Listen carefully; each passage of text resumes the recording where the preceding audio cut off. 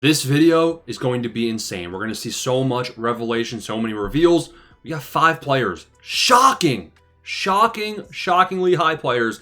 We have 4 guys inside the top 15 of ADP rankings.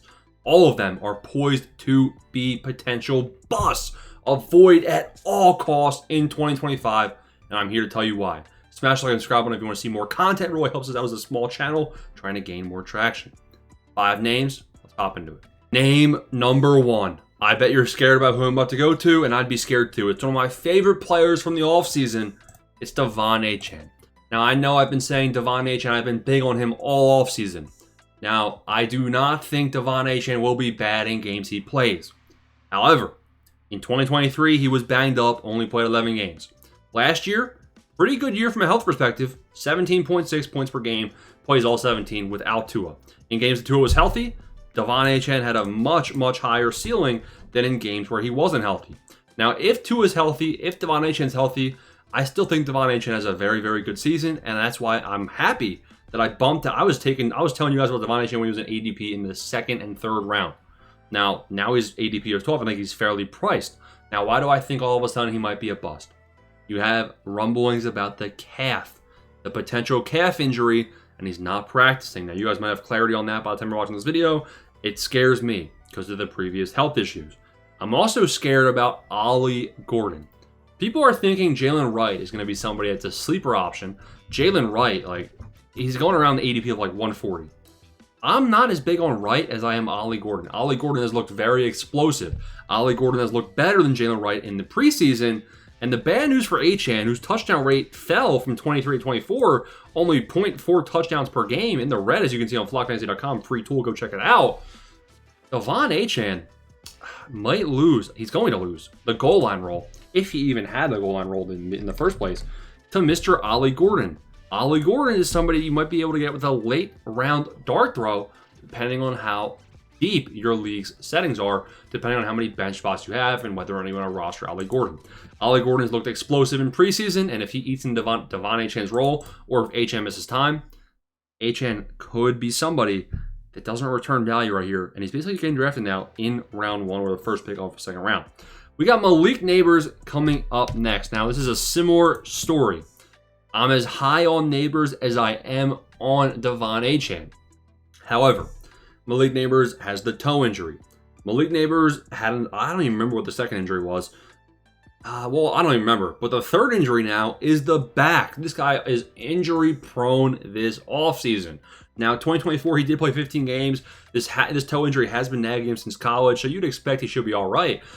Factor that in, though. I'm not avoiding him just because of the injury stuff. I'll still take him right here just because of the upside. One of the best rookie seasons you've ever seen. And I still think he's poised to crush. Factor it in, though, with a bad offense.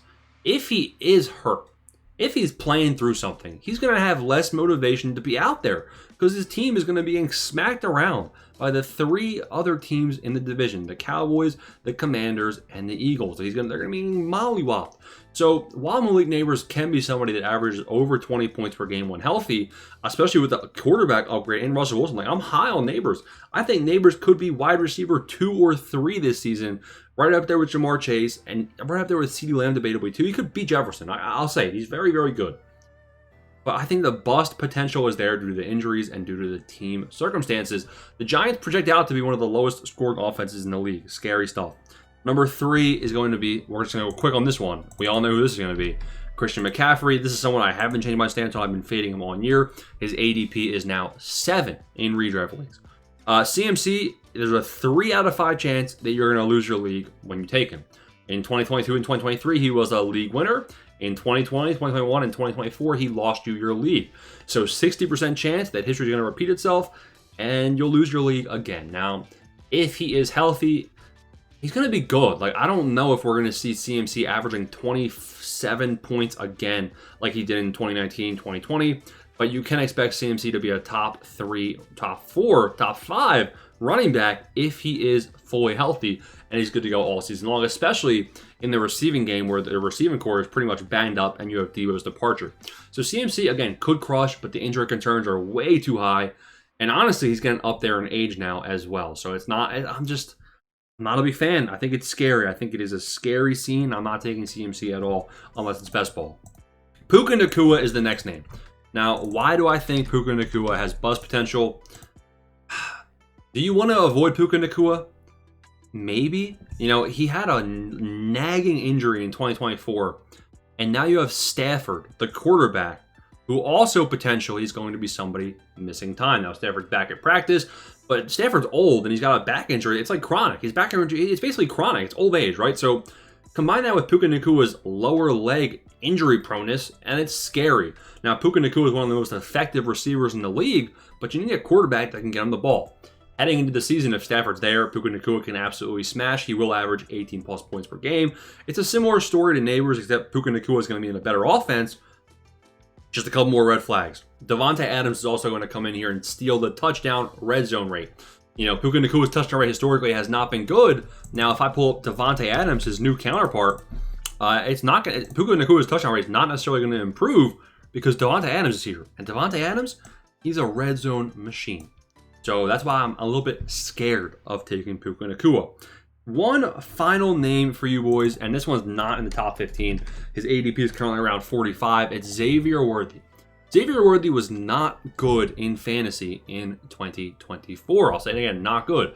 17% target share, 1.3 yards per out run, 37 yards per game. Again, he wasn't good. He was not good. Now, he was maybe good for his expectations. He was probably good down the stretch where the final 3 weeks that he played, you know, we saw a pretty solid snap percentage, above 80%, 20 points, 20 points, 20 points. But what do you know? Look at that. He had touchdowns in those games. Touchdown dependency.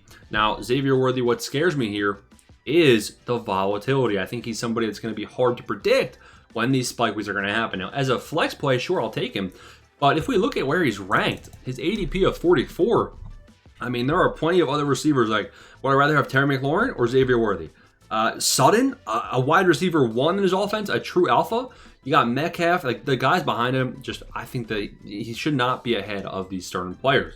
Now, with the Rashee Rice suspension imminent, with Travis Kelce regressing again, Xavier Worthy definitely can take another step forward. I think Xavier Worthy is more of that gadget type player, though. And I don't really know if he's ever going to develop into somebody more big, who can handle a higher workload and more volume.